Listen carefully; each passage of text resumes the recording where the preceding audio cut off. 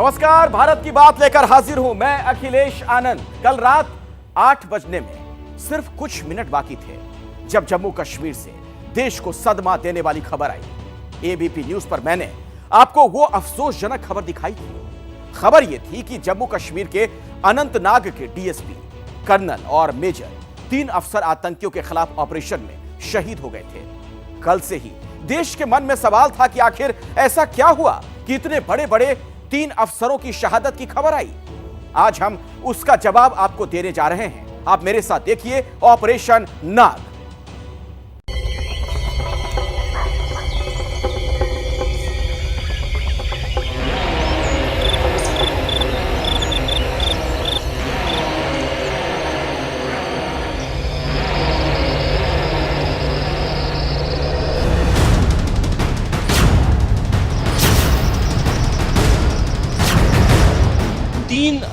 Senior officers इस operation को lead कर रहे थे। वो जंगल में आगे बढ़ रहे थे।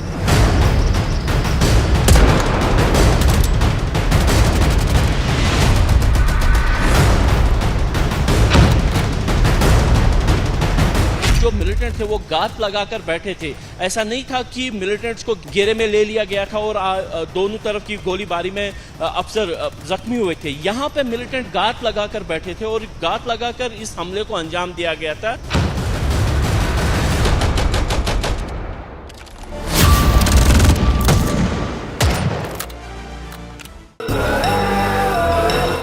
जम्मू कश्मीर के कोकेर नाग का ये घना जंगल, इतना घना कि हाथ को हाथ न सूझे। जंगल के चारों तरफ ऊंची ऊंची पहाड़ियां और ये पहाड़ भी घने पेड़ों की चादर से ढके हुए हैं।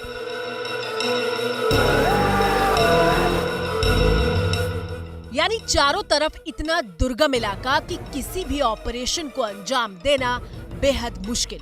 और इसी जगह पर बुधवार को आतंकियों के खिलाफ ऑपरेशन में देश के 3 अफसर शहीद हो गए।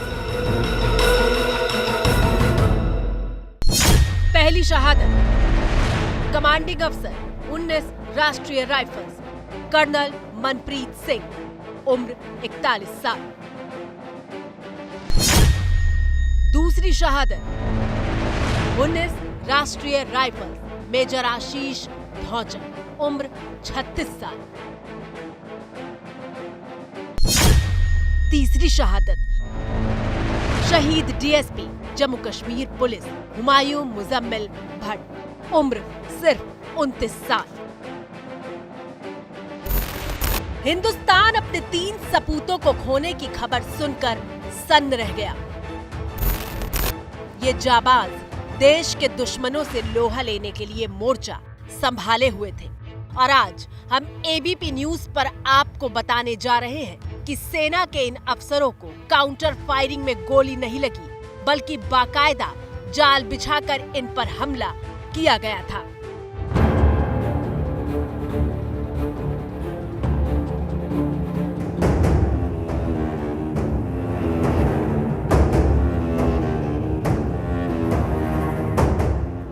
गद्दार जिसने मुखबिर बनकर इन अफसरों को धोखा दिया। एक मुखबिर जो आतंकवादियों से मिला हुआ था।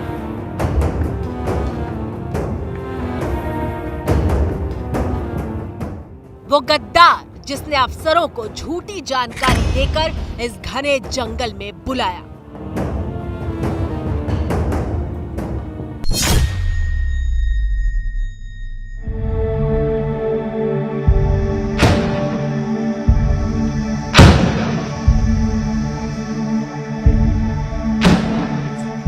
हम बेहद सिलसिलेवार तरीके से आपको दिखाने जा रहे हैं कि आखिर बुधवार की सुबह से लेकर शाम तक क्या हुआ था, जिसके बाद 3 अफसरों के शहीद होने की खबर आई।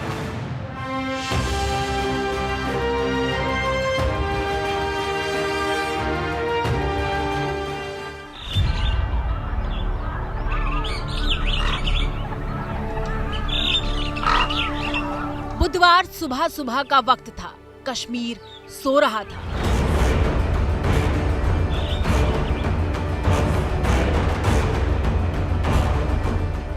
खुफिया एजेंसी के कानों तक एक मुखबिर के जरिए खबर पहुंचाई गई।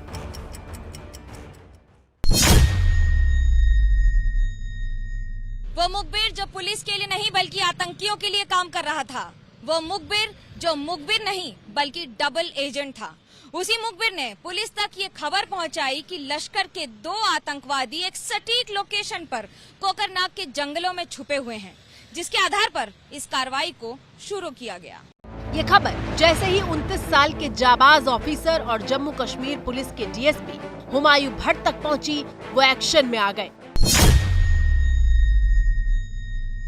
एसओपी यानी नियमों के अनुसार डीएसपी हुमायूं भट्ट ने तुरंत ही 19 राष्ट्रीय राइफल्स के कमांडर कर्नल मनप्रीत सिंह को एक ज्वाइंट ऑपरेशन लॉन्च करने के लिए कहा, ताकि मिलिटेंट अपना ठिकाना ना बदल सके।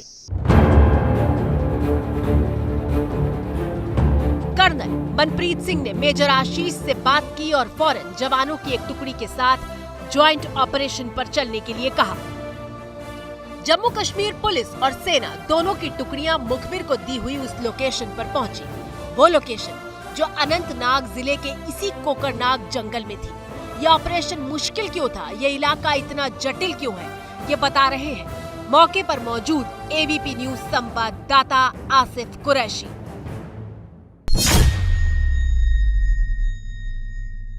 इस तरीके का टोपोग्राफी इस पूरे इलाके में है, यानी मक्की के खेत हैं, उसके साथ सेब के बगीचे हैं और पीछे पहाड़ियों पर जो है घने जंगल जो है वो है, और इन्हीं घने जंगलों के बीच में जो ऑपरेशन है वो चल रहा है। बड़ी संख्या में सुरक्षा बलों की आवाजाही इस इलाके में इस समय भी चल रही है। रात भर चले ऑपरेशन में कई जगह पे संदिग्ध जगहों पर फायरिंग की आवाजें भी सुनाई दी। यहाँ पे लोकल्स की तरफ से हमें बोला गया कि रात तकरीबन 1 बजे से लेके सुबह तकरीबन 6 बजे के बीच में लगातार फायरिंग की आवाजें आती रही इन पूरे जंगलों में से।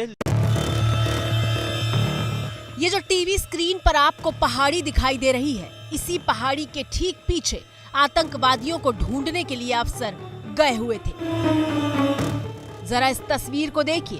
पहली नजर में आप समझ नहीं पाएंगे कि सामने क्या है, लेकिन गौर करने पर पता चलेगा कि वहाँ जवान मौजूद हैं और इन्हीं दुर्गम पहाड़ियों पर मौजूद थे देश के 3 जाबाज ऑफिसर्स।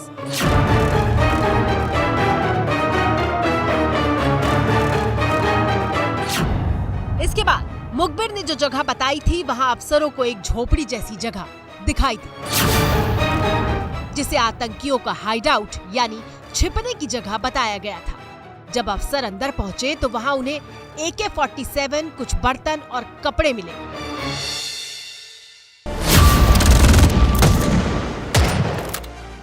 अफसरों को लगा कि मुखबिर की खबर पक्की है, लश्कर के आतंकी आसपास हो सकते हैं। फौरन जॉइंट सर्च ऑपरेशन लॉन्च किया गया। सेना और पुलिस की टुकड़ियां मोर्चा संभालने के लिए तैयारी में लग गई। जैसे ही कर्नल मनप्रीत सिंह, मेजर आशीष और डीएसपी भट्ट सर्च ऑपरेशन का प्लान बना रहे थे, अचानक गोलियां दागी जाने लगी। दोनों आतंकवादी जंगल में मौजूद उसी हाइडआउट के बगल वाले पहाड़ के ऊपर छिपे हुए थे और घात लगाकर हमला करने के लिए आर्मी और जम्मू कश्मीर पुलिस की टीम के आने का इंतजार कर रहे थे। मतलब ये कि पूरी टीम को घेर कर हमला किया गया था। घात लगाकर आतंकवादियों ने अटैक किया था। शुरुआती फायरिंग में ही तीनों अफसरों को कई गोलियां लगी थी। गोली लगने के बाद तीनों अफसर गिर गए, लेकिन आतंकवादियों पर फायरिंग करते रहे। आतंकवादी पहले ही सुरक्षित जगह पर मौजूद थे और सेकेंडों में पहाड़ी के ऊपर भाग निकले।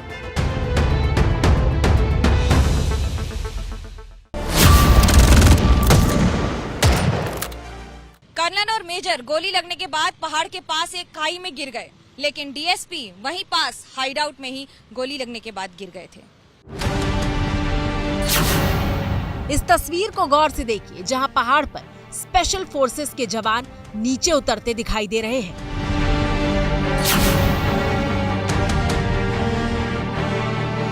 दरअसल इन पहाड़ियों पर आतंकवादियों को ढूंढने के साथ साथ बॉडी के लिए भी सर्च ऑपरेशन चलाया जा रहा था। डीएसपी हुमायूं भट्ट के शव को लाने में 6 घंटे का वक्त लगा था।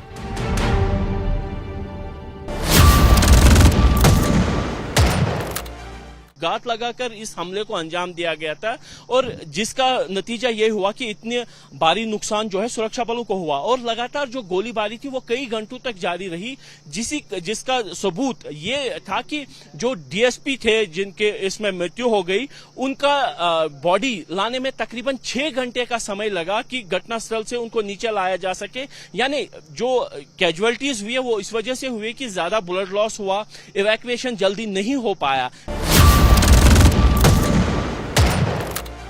हमले के तुरंत बाद सेना और जम्मू कश्मीर पुलिस ने मिलिटेंटों के खिलाफ जो ऑपरेशन है उसको और ज्यादा सख्त कर दिया, क्योंकि अंदेशा ये था कि जुबैर खान जो कि कोकरनाग का ही रहने वाला था, इस इलाके के चप्पे चप्पे से वाकिफ है और भाग सकता है।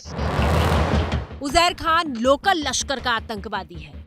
उजैर के सिर पर 10 लाख का इनाम है। वो A+ कैटेगरी का आतंकवादी है।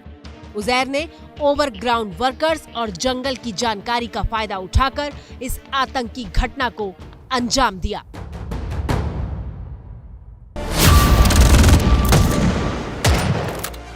जो सुरक्षाकर्मी यहाँ पे तैनात हैं वो इस इलाके में की तरफ देख रहे हैं जहाँ पे इस समय ये सर्च ऑपरेशन चल रहा है। मैं अपने कैमरामैन से कहूंगा कि वो इन पहाड़ियों की तरफ दिखाए, क्योंकि इससे अंदाजा होगा कि गांव के पास कितने करीब ये पहाड़ियां हैं और घने जंगलों से ये पूरी पहाड़ियां पटी हुई हैं। इसीलिए जो ऑपरेशन जो इस समय चल रहा है, इन्हीं घने जंगलों के बीच में सुरक्षा बलों का ऑपरेशन चल रहा है। देश को 3 अफसरों की शहादत का दंश झेलना पड़ा क्योंकि मुखबिर गद्दार निकला। उस मुखबिर ने आतंकवादियों को बता दिया था कि आर्मी और पुलिस कब आ रही है। उसने आतंकियों को बता दिया था कि टीम कैसे और कितनी संख्या में आ रही है। मतलब हमला जाल बिछाकर किया गया था।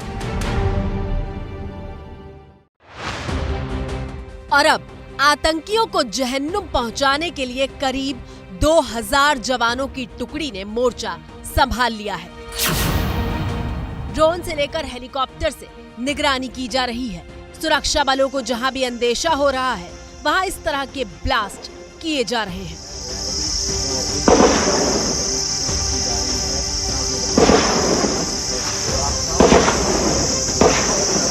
जिस जगह पे हम मौजूद हैं वो ऑपरेशन की जगह से तकरीबन 5 या 7 किलोमीटर की दूरी पर है। जहां से सेना के जवानों की आवाजाही है उस जगह से भी तकरीबन 3 किलोमीटर की दूरी पर हम मौजूद हैं। और जिस जगह पे हम मौजूद हैं वो इस जगह से काफी दूर होने के बावजूद भी यहाँ पे हमको धमाकों की आवाज और गोलियों की गनगरज सुनाई दे रही है, क्योंकि कहीं ना कहीं इसी पहाड़ी के पीछे वाले इलाके में जो है सेना का ऑपरेशन चल रहा है। आपके मन में सवाल आ सकता है कि जब इतनी बड़ी फोर्स है और इतने संसाधन है तो 2 आतंकवादियों को पकड़ने में इतना वक्त क्यों लगता है? तो इसका जवाब है इलाके की टोपोग्राफी, यानी यहाँ की भौगोलिक स्थिति और प्राकृतिक बनावट।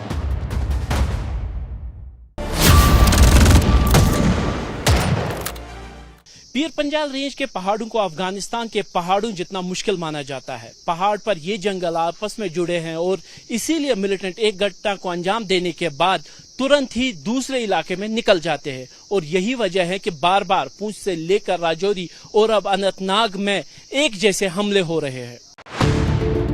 जम्मू कश्मीर का अनंतनाग पीर पंजाल की इन पहाड़ियों और श्रीनगर के बीच बसा हुआ है। पीर पंजाल रेंज के दक्षिण में पुंछ और राजौरी जिले आते हैं। ये वो हिस्सा है जहां 4300 किलोमीटर के दायरे में पहाड़ी इलाका है और ये LOC यानी लाइन ऑफ कंट्रोल से सटा हुआ है। राजौरी और पुंछ के इन जंगलों में गुफा जैसे इलाके भी हैं जो आतंकियों के छिपने के लिए एकदम मुफीद साबित होते हैं।